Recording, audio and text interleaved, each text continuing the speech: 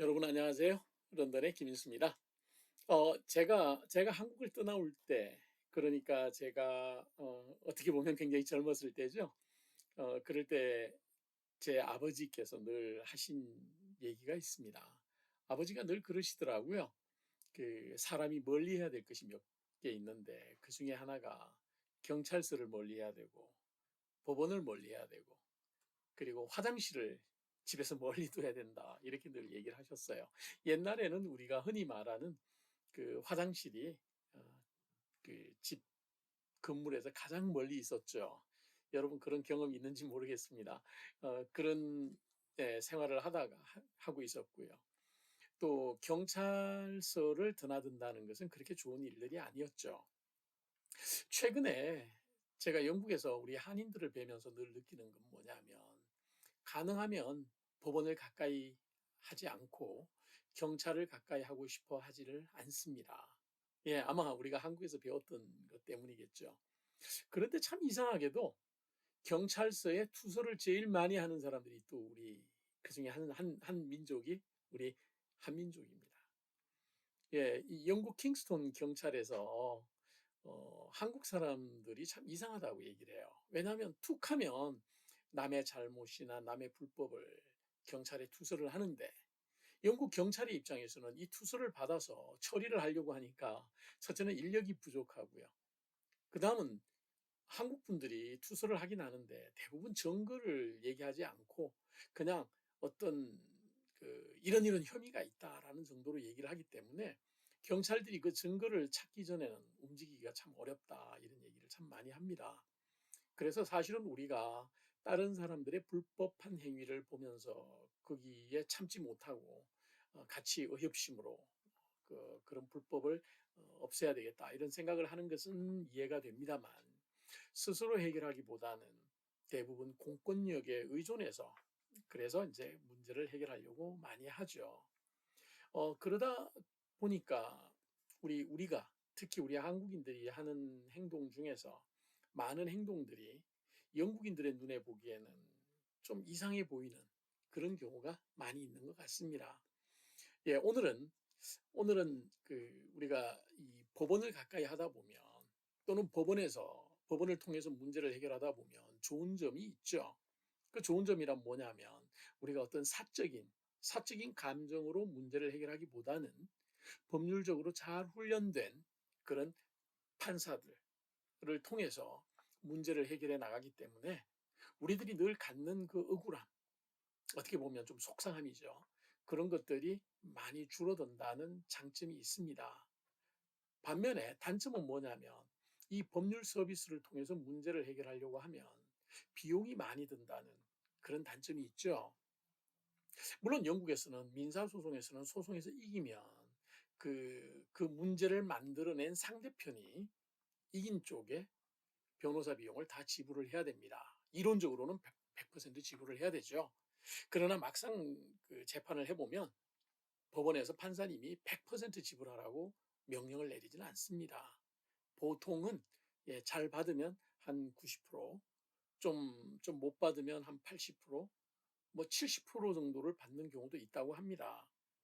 물론 아주 특이한 경우는 한 반 정도 비용을 받는 그런 경우도 간혹 발생을 한다고 하죠. 그래서 이론적으로는 100% 그 소송 비용을 잘못한 측에서 물어내야 된다라는 것이 기본이지만 실제로 뚜껑을 열어보면 한 10%에서 한 20% 정도는 이겨도 비용에서 손해를 보게 되어 있습니다. 그럼 도대체 이 변호사 비용이라는 게 이게 뭘까요, 여러분? 여러분 우리가 흔히 생각하는 예, 변호사비. 예, 최근에 한국에서 변호사비라는 얘기를 들으면 이게 그 정관 예우가 껴서 그런지 어마어마한 금액이다라는 생각이 들더라고요. 이건 뭐 10억, 20억 이런 단어는 뭐 예사로 사람들이 얘기를 하니까요. 물론 영국에서는 그러진 않습니다.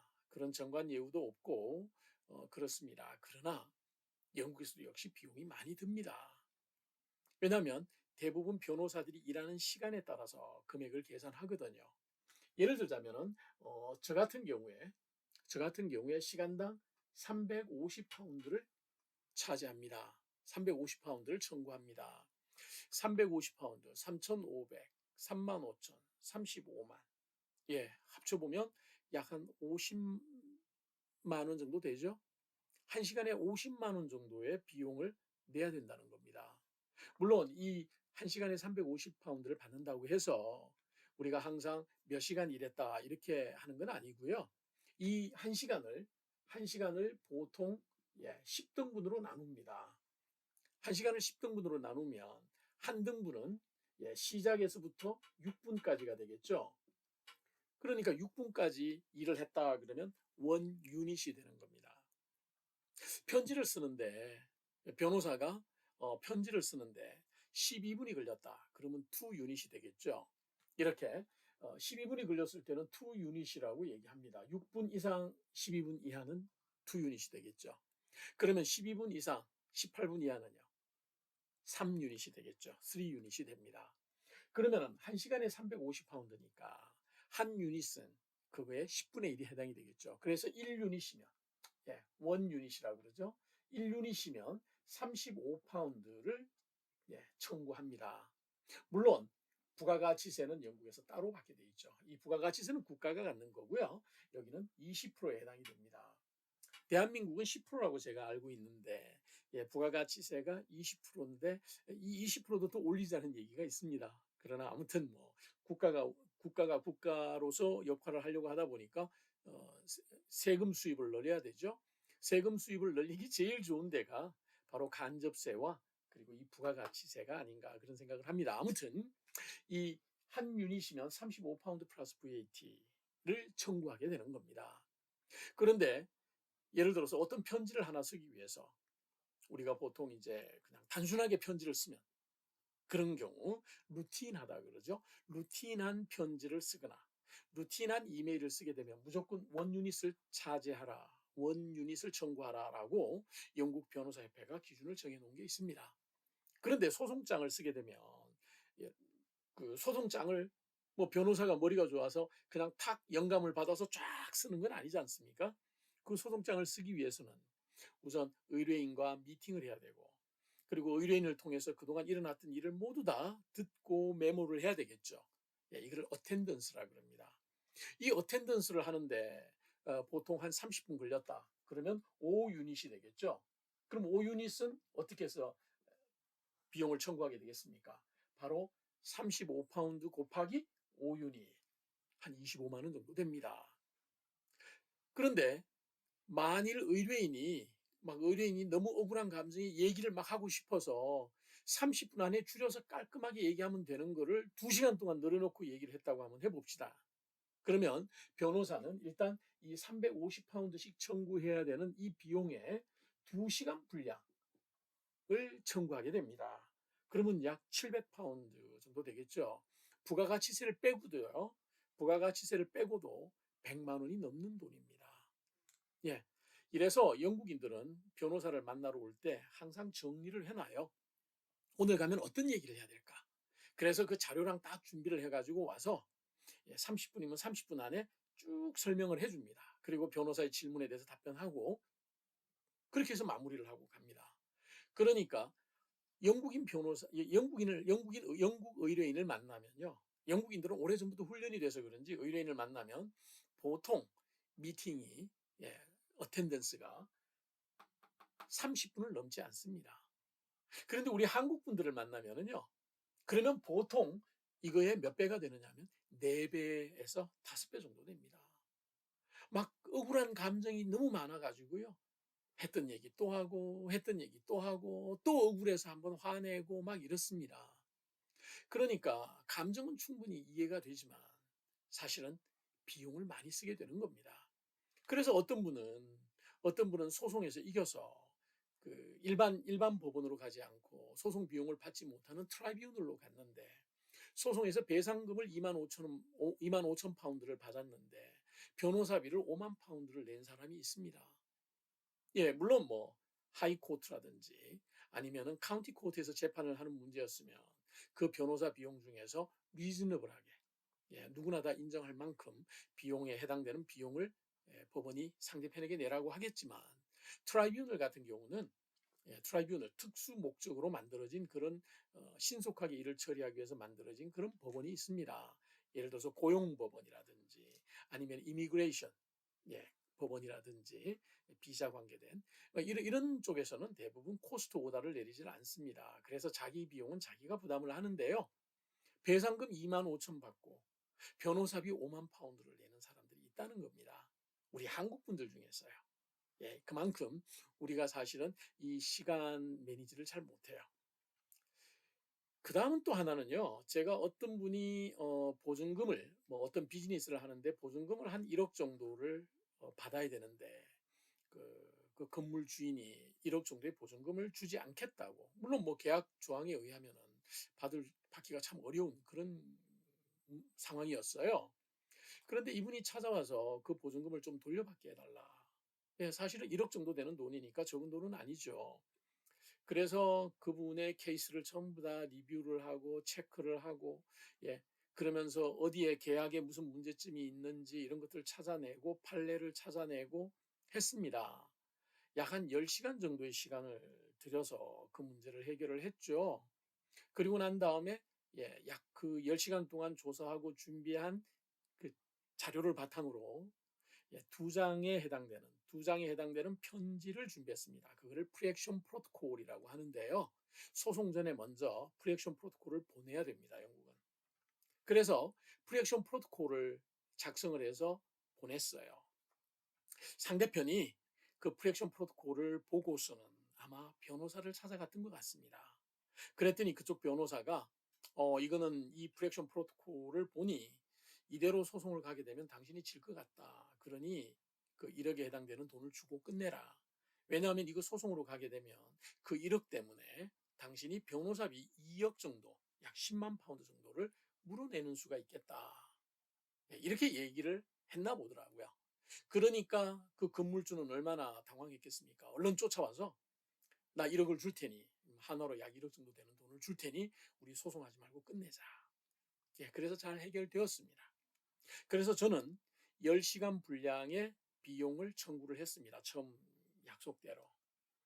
그랬더니 이분이 뭐라고 얘기를 하시느냐 하면 꼴랑 2장짜리 편지 써줘놓고 어떻게 3천 파운드 정도 되는 돈을 여기서 3천 파운드면 한 500만 원 정도 되죠. 3천 파운드 정도 되는 돈을 받아간단 말이냐. 이 변호사가 완전히 사기꾼이네. 이렇게 얘기를 하더라고요. 여러분, 그 사람은 1억에 해당되는 손해를 볼 수밖에 없는 상황이었고요. 저는 10시간의 시간을 들여서 그 문제를 해결했습니다.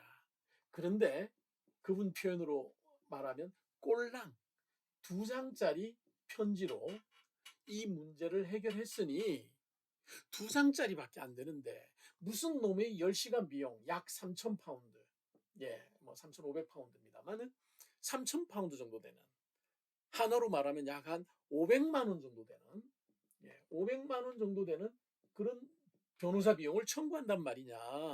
사기꾼이다. 이렇게 얘기를 하시더라고요. 물론 저는 끝까지 이 돈을 받았습니다. 왜냐면요. 저도 우리 로펌의 한 일원이거든요. 그러면 우리 로펌에 있는 사람들에게 월급을 줘야 되겠죠. 제가 10시간 동안 이것을 준비하는 동안에 저 혼자만 10시간 준비했겠습니까? 우리 로펌에 수석 변호사들도 있고 동료 변호사들도 있습니다. 이분들이 같이 일을 해주는 겁니다. 주어진 시간 안에 문제를 해결해야 되는데 제가 혼자서 다 해결할 수 있으면 얼마나 좋겠습니까? 그러나 그렇게 되지 않을 때는 A 변호사에게는 최근에 판례를 좀 조사해달라고 하고 저는 지금 그 사건을 전부 다 이해를 해서 무슨 법률을 적용을 해서 어떤 이유로 돈을 돌려달라고 할까 그거를 찾아내고 그 다음 그분이 가져온 자료들을 일일이 다 분류를 해놔야 될 거 아닙니까? 왜냐하면 편지 꼴랑 2장짜리 뒤에는 수십 페이지의 증거가 따라 붙어야 되거든요. 그냥 편지만 달랑 보내면 사람 말을 어떻게 믿고 그 편지에 있는 내용이 다 진실이라고 상대가 인정을 하겠습니까? 상대를 설득할 만한 증거들을 붙여야 되거든요. 그런 그 증거 자료는 시간당 비용이 비싼 변호사가 일을 하질 않고요. 이 비용의 절반 정도의 비용으로 일을 하는 수석 변호사나 파라리글들에게 일을 맡깁니다. 그 사람들 월급 줘야죠. 그 사람들은 뭐 월급 안 받고 일합니까? 그 사람들은 때 되면 보너스 안 줘도 됩니까? 그 사람들이 쓰는 테이블과 그 사람들이 쓰는 컴퓨터와 그 사람들이 쓰는 프린트에 들어가는 모든 비용은 공짜로 주어지는 거 아니잖아요. 뿐만 아니라 변호사들은 보험을 들어야 됩니다. 인데미니티 인슈런스라고 하는데 만일 변호사가 조언을 했는데 그 조언이 잘못돼서 그래서 의뢰인이 피해를 보게 되면요. 그러면 그 의뢰인은 변호사 사무실을 상대로 해서 소송을 하게 됩니다. 그거를 해결해 줘야 되는 인데미니티 인슈런스라는 걸 들어야 됩니다. 이 여러분 인데미니티 인슈런스 비용은 뭐 그냥 공짜로 들어가는 거 아니죠? 예. 아까 전에 말씀드렸지만 약 500만 원이라는 비용은요. 변호사 사무실에 있는 직원들의 월급과 같이 비록 10시간 동안 제가 일을 하겠지만 그 10시간을 위해서 옆에서 백업을 해주는 동료 변호사들 그리고 직원들의 월급이 포함된 금액입니다. 뿐만 아니라 사무실도 유지를 해야죠. 그 다음에 갖가지 보험부터 시작해서 변호사협회 회비부터 시작해서 많은 비용이 나갑니다. 그래서 사실은 이렇게 돈을 받는 걸 보면 야 변호사는 시간당 50만 원씩이나 되는 돈을 받네. 그럼 하루에 10시간 일하면 하루에 500만 원을 벌 수 있겠네. 이렇게 생각을 합니다.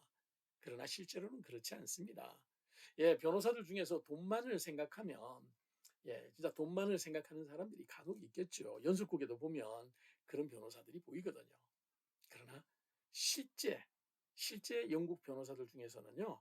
이 돈만을 생각하는 사람들은 없습니다. 왜냐하면 진짜 돈만을 생각한다면 소송을 자꾸 붙여야죠. 그러나 우리가 소송을 말리거든요. 얼마 전에 우리 한국 분들 사이에 명예훼손 소송이 있었을 때 제가 제일 먼저 한 일이 뭐냐면 협상해서 사과하고 마무리하자고 했습니다. 상대편이 이긴다고 끝까지 말을 안 듣더라고요. 그리고는 자기는 그냥 돈 들여가지고 변호사 선임하고 막 난리를 치더라고요. 그리고는 이긴대요. 아무리 봐도 이기지 못하는데 본인 이긴대요. 그러다가 나중에 소송에서 졌어요. 지고 나니까 뭐라 그런지 아세요? 자기는 돈 없어서 졌대요. 아니요. 그 사람 돈 엄청 썼어요. 자기 변호사비만 엄청 쓴 걸로 알고 있어요. 오히려 우리 의뢰인이 돈이 없어서 정말 고생했죠. 이처럼 사람들은요. 꼭 지나고 나면 딴소리 합니다. 변호사비 사람들이 이 변호사비 꼴랑 2장짜리 편지 써주고 어떻게 500만 원을 받을 수 있느냐라고 하지만 이 500만 원을 받기 위해서 많은 변호사들과 그리고 동료들이 시간을 내어서 자료를 준비하고 짧은 시간 내에 그걸 찾아내기 위해서 정말 시간을 아껴가면서 노력했고요. 그 돈을 받아서 직원들 월급도 주고 또 여러 가지 운영을 해 나가야 되는 겁니다. 여러분, 보통 우리가 조그마한 비즈니스를 하더라도 기본적인 고정 비용이 나가지 않습니까? 변호사 사무실도 역시 비용이 나갑니다. 여러분, 간혹 가다가 이 변호사비에 대해서 얘기를 하면 또 이런 일들이 종종 생겨요. 변호사님, 우선 좀 도와주십시오. 어떻게 도와드릴까요? 이거 이런데 이거 어떻게 하면 될까요? 참 난감할 때가 있습니다, 여러분. 왜 그러냐면요. 저는 이제 나이가 들어서 변호사가 됐고 또 제가 억울한 일을 당해봤잖아요. 그러니까 제 인대에 와서 전화로 뭘 물어보는 사람들을 대하면 참 어떻게든 조금이라도 도와드리고 싶어서 전화로 얘기를 합니다. 어느 날 예를 하나 들어드리죠. 어느 날 우리 한국분 한 분이 영국에서 추방될 위기에 놓였습니다. 왜냐하면 비자가 연장이 안 되고 그러나 본인은 영국에서 지금 해야 될 일이 있는데 일을 한참 벌려놨는데 갑자기 비자가 연장이 안 돼서 한국으로 돌아가야 된답니다. 그러니 본인은 얼마나 답답하겠습니까? 그래서 이분이 전화를 했더라고요. 물론 저는 이름을 물어보지는 않았습니다. 왜냐하면 이름을 물어보면 그 다음부터는 그분에 대한 어떤 그 책임이 생기니까요. 그래서 이름을 물어보지 않고 어떤 일입니까? 했더니 이분이 사업을 하시는 분인데 그래서 사업에 맞는 비자를 가지고 있다가 얼마 전에 그 비자를 연장 신청을 했는데 거절이 되었다고 합니다. 그래서 거절이 된 이유를 쭉 본인이 간단하게 얘기를 하길래 저는 제 생각에는 '아 이 문제를 이렇게 이렇게 해결하면 되겠지.' 그래서 인제 나름대로 이렇게 얘기를 하고 있었습니다. 그랬더니 제 파트너 변호사가, 예, 영국인인 제 파트너 변호사가 저보고 예, 얼른 물어보는 겁니다. "혹시 클라이언트로부터 전화로 지금 상담하는 거냐."고. 그래서 제가 그랬죠. 클라이언트가 아니라고. 왜냐하면 클라이언트면 우리인데 의뢰인인데, 의뢰인이면 그 우리 시스템에 그 사람 이름이 등록돼야 됩니다. 그런데 그냥 전화를 한 한국인이란 말이죠. 그래서 클라이언트가 아니라고 했더니 "그럼 우선 전화를 좀 끊고 나랑 먼저 얘기하자."고. 그래서 제가 그분에게 "한 10 분이나 15분 뒤에 전화를 해 주십시오." 하고 끊었어요.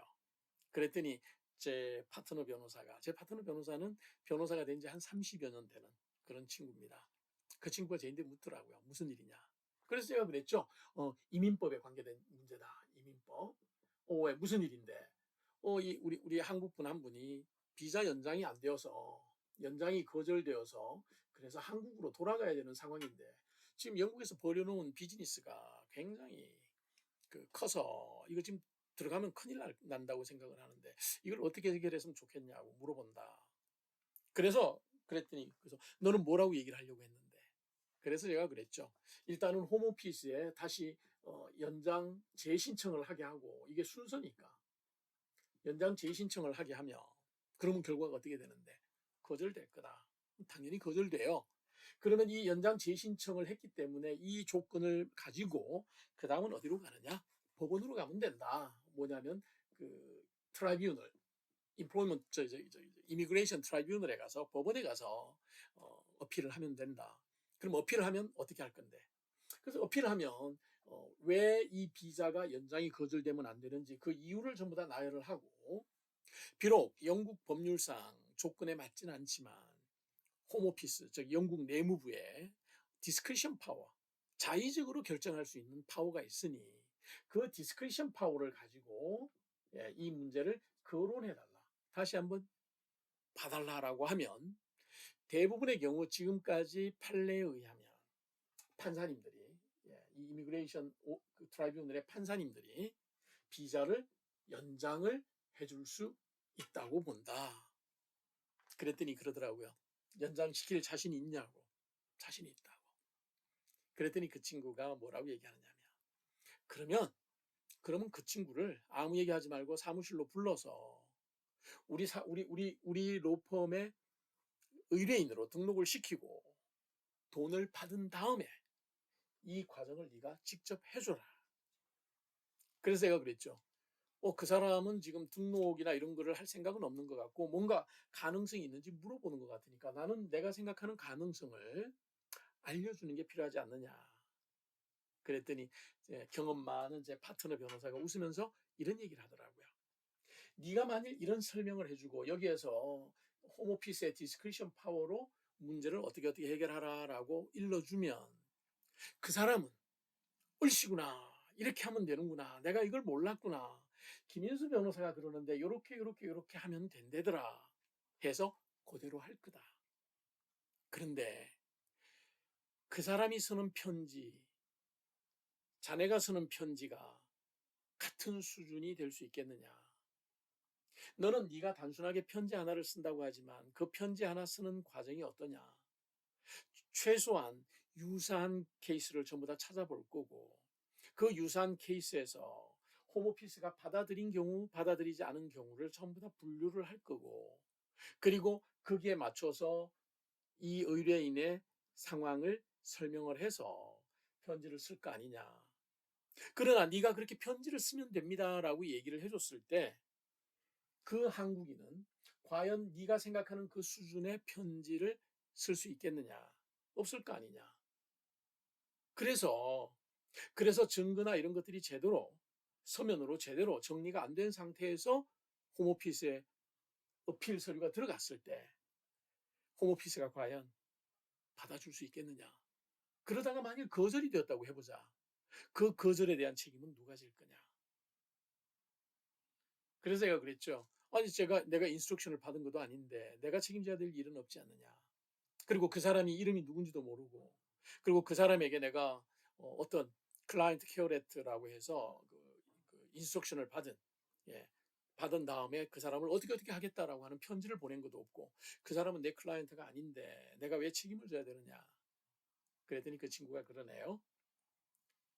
그 사람은 잘 되면 본인이 잘해서 됐다고 얘기를 할 거고, 만일 이런 것들이 좀 부족해서 만일 재신청이 허락이 안 돼서 영국에서 추방이 돼야 되는 상황이 되면, 야, 김인수인데서 조언을 받고 내가 이렇게 했더니 안 됐어. 김인수는 거짓말쟁이야. 실력이 없어. 사기꾼이야. 이렇게 얘기를 한다는 겁니다. 너는 왜 그 사람의 인스트럭션을 받지도 않고 네가 가지고 있는 법률적인 걸 다 동원해서 그 사람을 도와주지도 않아 놓고 그 사람으로부터 욕을 먹어야 되겠느냐. 그러니 절대 전화로 어설프게 알려주지 마라. 굉장히 저하고는 좀 생소한 얘기였습니다. 그러나 제가 영국 변호사 협회 에틱 팀하고 여러 차례 얘기를 해보니까 영국 변호사 협회에서도 저에게 똑같은 조언을 해줬습니다. 뭐라고 얘기를 했냐면, 조언은 해주지 마라. 너의 클라이언트가 아닌 경우 절대 조언을 해주지 마라. 조언을 해줬다가 문제가 생기면 네가 책임을 져야 된다. 그래서 제가 그랬죠. 그러면 내가 우리 한인들을 위해서 할 수 있는 일은 어디까지냐. 그랬더니 영국 변호사 협회에서 저에게 가이드라인을 줬는데요. 그게 뭐냐면 퍼블릭 도메인, 즉 인터넷이나 이런 데 다 공개되어 있는 내용, 그런 정도만 얘기를 해주면서 꼭 지금 제가 드리는 이 말씀은 인터넷에 다 나와 있는 내용입니다. 영국 가버먼트 사이트에 다 나와 있는 내용입니다. 라는 말을 꼭 붙여주라고. 이거는 조언이 아닙니다. 이거는 리걸 어드바이스가 아닙니다. 이거는 그냥 가이드입니다. 라고 꼭 얘기를 하라는 겁니다. 그러지 않으면 변호사로서 책임을 져야 된다는 거예요. 여러분, 변호사들이 하는 일들은요, 아까 전에 말씀드린 것처럼 꼴랑 2페이지의 편지를 써주는 게 아닙니다. 그냥 우리가 이렇게 말로서 연장 신청하고 안 되면 법원에다가 소송장 내면 됩니다. 법원에 소송장 냈을 때 왜 연장이 돼야 되는지 이유를 얘기하고 홈오피스가 디스크리션 파워를 가지고 이거를 결정할 수 있었는데 못했으니 법원이 해주십시오라고 신청하면 됩니다. 말은 얼마나 쉽습니까? 그러나 실제로 해보면 머리 터지게 싸웁니다. 예, 영국 정부는 그 사람을 쫓아내면 더 좋지 않습니까? 왜냐하면 홈오피스의 권위도 살리고요. 그래서 영국 정부는 쫓아내기 위해서 아주 우수한 법률가들을 동원해서 법정에 나타납니다. 우리는 그 사람들과 머리 싸움에서, 법률 싸움에서 이겨야지만 됩니다. 그렇게 진행되는 것이 소송입니다. 그냥 아무나 똑같은 소송장을 내고 아무나 똑같은 걸 쓴다고 해서 다 될 것 같았으면 변호사가 왜 필요하겠습니까? 여러분, 제가 오늘 이 말씀을 드리는 이유는요, 저의 패친이신 우리 정의수 변호사님께서 나 이제 국선 변호사 이제 안 할래, 이런 얘기를 하시더라고요. 그러면서 이분이 그러네요. 후배 변호사가 어느 날 언니 요즘 속상한 일 많아가지고 어떻게, 그 아저씨도 그렇고, 그 아저씨가 누구야? 라고 되물었습니다. 그랬더니 후배 변호사가 정말로 기억 안 나? 그렇게 잊었습니다. 어제 동료 변호사가 제 사무실에 와서 저를 보자마자 다짜고짜 한 말. 이 똥멍청이 바보 똥개 정의수. 여러분, 나 어찌? 진짜? 저 나름대로 똑똑하거든요. 알죠. 정의수 변호사님 같으신 분들은 참 세상을 아름답게 보시고 바르게 보시는 분이잖아요. 그러다 보니까 힘들고 어려운 사람들을 보면 그 사람들에게 정말 돈도 되지 않는 그런 국선 변호사를 저렇게 하십니다. 저는요, 영국에 리글 에이드라고 한국의 국선 변호사와 비슷한 게 있는데, 그 리글 에이드를 변호사를 하려면 신청을 해야 되는데 저 신청 안 했습니다. 왜냐하면 저 국선 변호사 저 못합니다. 저는. 영국에서도 국선 변호사 하면요, 한 건당 300파운드인가를 지불합니다. 변호사가 1시간 동안 일할 수 있는, 제가 1시간 동안 일할 수 있는 비용으로 그 문제를 해결해야 되는데요, 물론 일이 길어지면 또 추가 비용을 신청합니다. 되게 귀찮습니다. 되게 귀찮고 힘이 듭니다. 그리고요, 대부분 국선 변호사분들, 국선 변론을 해보면요, 되게 힘들고 어려운 분들에 대한 그 소송인데요.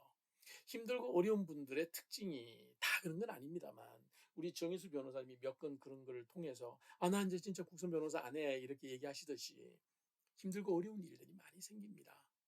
예, 뭐, 힘들고 어려우신 분들이잖아요. 당신들이 너무 힘들고 어려우니까, 그 고생해주는 변호사가 얼마나 힘들고 어려울까는 사실 생각을 못 하게 되는 거죠. 왜냐하면 당신 스스로가 너무 힘들고 어려우니까. 그래서 변호사들은 그냥 도깨비 방망이 들고 뚝딱 하면 다 된다고 생각을 하시고, 조금만 서운한 마음이 있으면 막 서운하다고 얘기를 한답니다. 그래서 저는 겁이 나서 리글 에이드 변호사는 안 하기로 했습니다, 저는. 근데 우리 정희수 변호사님이 그걸 하시네요. 이렇게. 더 이상 국선 못 해먹겠습니다. 전화기 붙들고 연습을 했습니다. 예, 얼마나 그만두고 싶겠습니까? 그러니까 법원에다가 난 이제 더 이상 국선 못 해먹겠어요. 이렇게 얘기하고 싶은데, 예, 우리 정희수 변호사님 마음이 열리셔가지고 아마 평생 국선 변호사에서 하던 거 멈추시지 못할 겁니다. 여러분, 정철성 변호사님, 예, 박원순 시장님 유가족, 지금 그다음 독립군 후손 이런 문제들을 우리 정철성 변호사님이 하고 계시죠.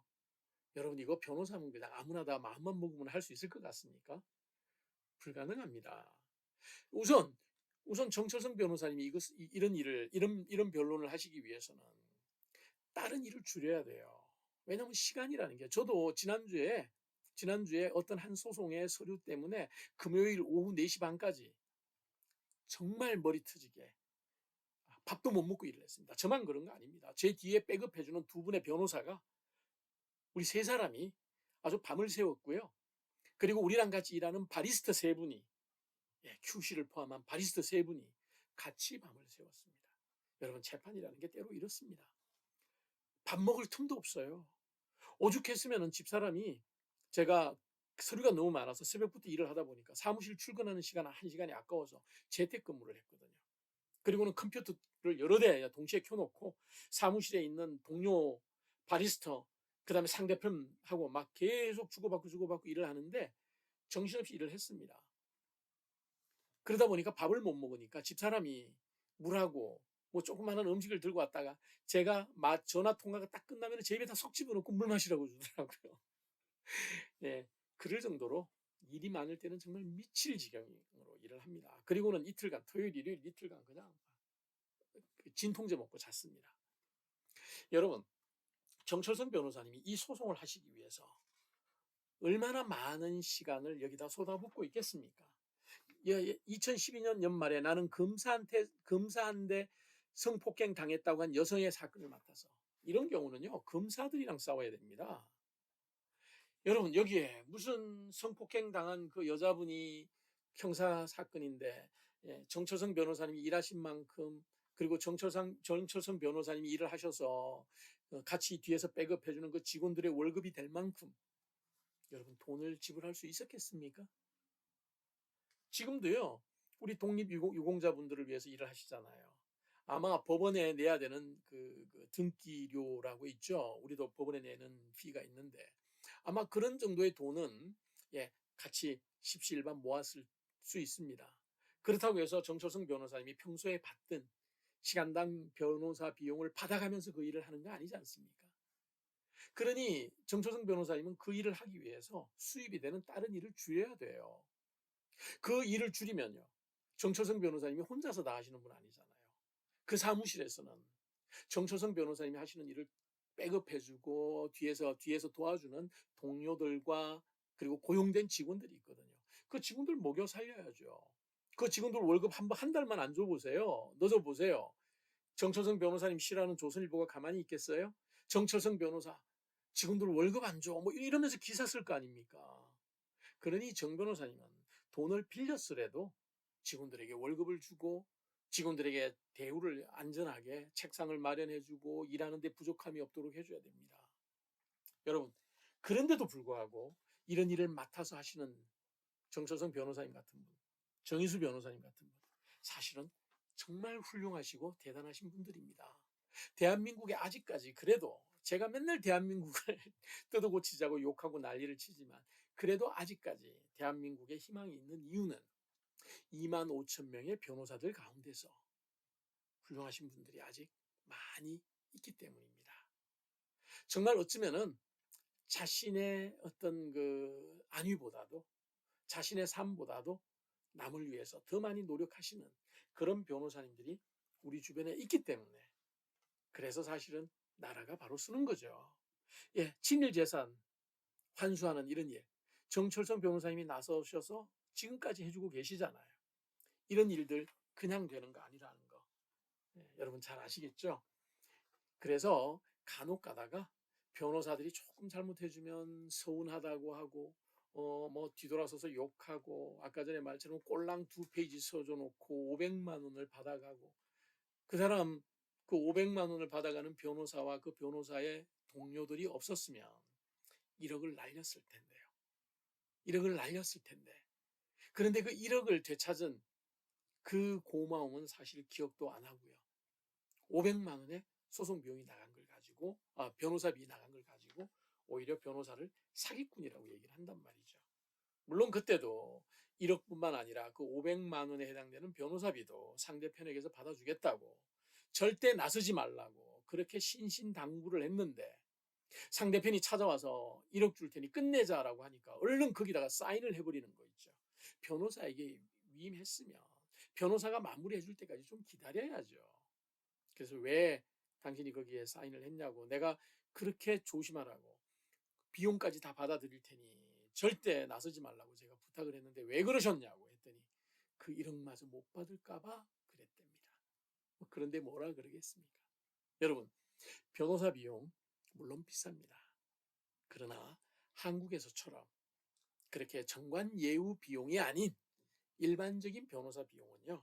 여러분이 보시기에 변호사가 꼴랑 2페이지짜리 소송장을 썼는지 아니면 준비를 잘 안 했는지 모르겠지만 그 꼴랑 2장짜리 프리액션 프로토콜 레터를 준비하기 위해서 어떤 변호사는 10시간을 준비를 하고요. 그 변호사 밑에서 같이 일해주는 파라리글들과 트레이니 솔리스터들이 수십 시간 같이 일을 해줍니다, 여러분. 그렇게 해서 그 꼴랑 2장짜리의 소송장이 만들어지는 겁니다. 그리고요, 영국에서는요, 변호사들이 무조건 받고 싶은 대로 받는 거 아닙니다. 저희가 무슨 일로, 여기에 뭐 1유닛, 여기에 뭐 3유닛, 뭐 이렇게 쭉 해서 이 리스트를 만들어서 이거를 법원에 제출합니다. 그러면요, 법원에는 코스트 저지라고 그래서 이 변호사비가 정상적인지 리즈너블한지 아니면은 모르는 사람에게 바가지를 씌우는지 그거를 검토하는 판사님이 계세요. 그분들은요 다 변호사 출신들입니다. 우리 흔한 말로 뭐라 그러나요? 너무 뭐 사무를 잘 아는 사람 빼꼼이라 그러나요? 진짜 빼꼼이들입니다. 그래서 이거는 0.3유닛 0.3이라고 그랬으니까 3유닛이죠. 1시간에 10분의 3인데 이거 0.3 아니야? 이거는 0.1이면 돼. 이렇게 조정합니다. 이분들이. 예를 들어서 particulars of claim을 82유닛을 사용했다. 82유닛을 사용해서 particulars of claim 즉 소송장을 작성했다. 그러면은 이 판사님이 그 particulars of claim을 뒤져봅니다. 그리고는요 이렇게 얘기합니다. 컴피턴트한 변호사로서 자질을 충분히 갖춘 컴피턴트한 변호사면 이 정도면 70유닛이면 되겠다. 이렇게 조정을 해버립니다. 그러면요.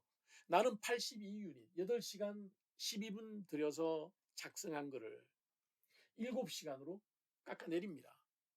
그러면서 그렇게 얘기합니다. 컴피턴트한 변호사는 7시간이면 돼. 여러분 그러면 여기에 대해서 아닙니다. 82유닛이 들었습니다 하고 우기기보다는요. 변호사들이 스스로 부끄러워합니다. 왜요? 다른 실력 있는 변호사는 7시간이면 되는 거를 나는 8시간 12분 들여서 했네. 내가 실력이 없이 딴 사람에게 바가지를 씌우려고 했네. 이렇게 스스로를 판단하고 더 겸손하게 조심하는 사람들이 영국의 변호사들입니다. 여러분 어떻습니까? 변호사 비용 그렇게 함부로 그냥 툭툭 이렇게 던져서 그냥 받을 만큼 받는 그런 비용 아닙니다. 그래서 이 변호사 비용은요, 예, 리즈너블 해야 됩니다. 리즈너블 하지 않는 변호사 비용은 절대 인정받지 못합니다. 여러분 어떻습니까? 멀티트랙 소송 같은 경우는 변호사비와 바리스트비를 합치면 12만 파운드에서 15만 파운드 정도가 드는, 예, 그게 현실입니다. 여러분 12만 파운드, 15만 파운드 정도의 변호사비가 드는 걸 보면 얼마나 많은 변호사들이 그 소송에 매달려서 머리 트지게 준비하는지 아시겠죠? 그냥 여러분들이 보시기에는 변호사가 시간당 350파운드를 받는구나. 야, 저 사람 부자 됐겠구나. 아닙니다.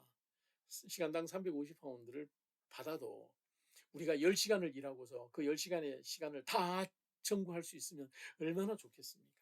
10시간 일하다 보면 중간에 커피도 한 잔 마시게 되고 고민도 하게 되고 하는데요. 그런 10시간을 통해서 일을 했지만 실제로 그 일의 분량이 도저히 5시간 이상의 비용을 청구할 수 없다. 그럴 때는 5시간의 비용을 청구하고 나머지 5시간은 흡입된 시간으로 생각합니다. 여러분, 그게 바로 영국에서 변호사 비용입니다. 그래서 이 변호사들의 비용이 절대 쓸데없이 높이는 거 아니고요. 그 다음 변호사들인데 전화해서 요거 하나 물어보고 저거 하나 물어보고 혼자 하겠다고 하는 그런 생각, 그렇게 바람직한 생각 아닙니다. 변호사들은 그 돈을 받기 위해서 사실은 오랜 세월 동안 공부를 했고, 그리고 항상 하루 24시간 새로운 법률의 변화에 관심을 갖고요. 그리고 일이 주어지면 머릿속에 알고 있던 내용도 다시 한번 확인하고 판례를 확인해서 실수하지 않으려고 노력하는 것. 이게 바로 변호사들의 자세입니다. 여러분, 그래서 변호사들하고 일을 하실 때는 물론 여러분들 비용이 많이 부담이 되시죠. 많이 부담이 되시지만 변호사들도 터무니없이 많은 돈을 받는 그런 일은 하지 않습니다. 적어도 영국에 있는 변호사들은 그러지는 않습니다. 그런 점을 좀 이해해 주시면 아마 변호사비에 대해서 이해하는 좋은 기회가 되지 않을까 생각이 들어서 한번 말씀드렸습니다. 예, 런던에서 김인수가 말씀드렸습니다.